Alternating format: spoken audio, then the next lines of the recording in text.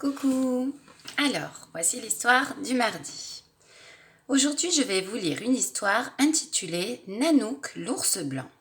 C'est l'histoire de deux jumeaux très particuliers, vous allez voir. Je vous lis le début aujourd'hui et la fin vendredi. Je vous rappelle qu'on est en train d'apprendre à bien comprendre les petits mots qui servent à relier des phrases. On les appelle aussi des mots-outils. Vous vous rappelez ce qu'on a déjà vu ? On a parlé de mais, quand, là, alors, ainsi, d'ailleurs, heureusement. Et aujourd'hui, on va en voir d'autres. Nanook, l'ours blanc. Il était une fois une femme esquimaude qui avait donné naissance à des jumeaux. Les Esquimaux, ce sont des peuples qui vivent au pôle Nord, là où il fait très froid. Je vous ai mis des illustrations sur le Padlet. Mais, au lieu de se réjouir, la jeune mère se lamentait. Que veut dire ce « mais » ? On va voir. Elle se lamentait, ça veut dire qu'elle se plaignait. Elle n'est pas contente d'avoir eu des jumeaux.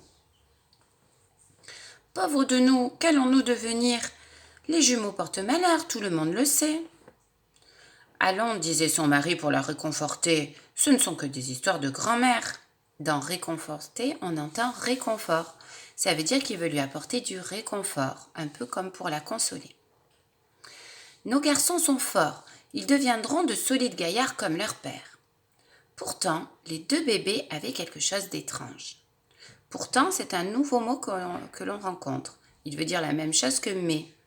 Ça veut dire que ce qui va suivre va s'opposer à ce qu'on vient d'entendre. Ils étaient poilus de la tête aux pieds, à tel point que quand ils trottaient à quatre pattes au milieu des fourrures, dans l'igloo, on avait du mal à les voir. À tel point, ça veut dire qu'ils étaient énormément poilus. Et plus les jours passaient, plus ils étaient velus. Velus, c'est aussi poilu. Un matin, la jeune mère, désespérée, emporta ses petits à l'écart du village et les abandonna dans la neige. À l'écart du village, ça veut dire loin du village. Que pensez-vous de ce qu'a fait la maman ? Que va-t-il arriver au bébé ? Oui, ce n'est pas gentil. Les petits sont fragiles et ils sont en danger sans leurs parents. C'est la sagesse, approuvèrent tous les anciens. Cela aurait dû être fait dès le premier jour. Les anciens, ce sont les personnes les plus âgées du village et aussi les plus sages. Ils trouvent que c'est bien que la maman abandonne ses petits. Quelque temps après, toute la tribu plia bagage et s'en alla chasser plus loin, comme le font régulièrement les Esquimaux.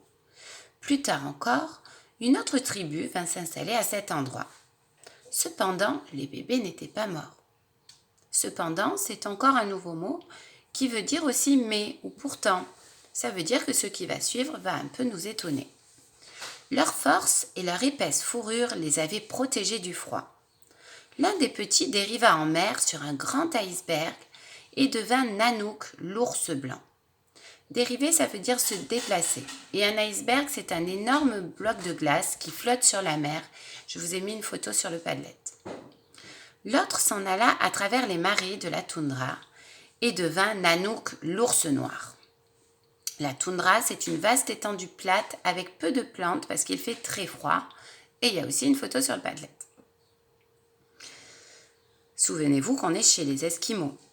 Que pensez-vous de ce que je viens de lire ? C'est vrai que c'était des enfants bizarres puisqu'ils sont devenus des ours, l'un blanc et l'autre noir.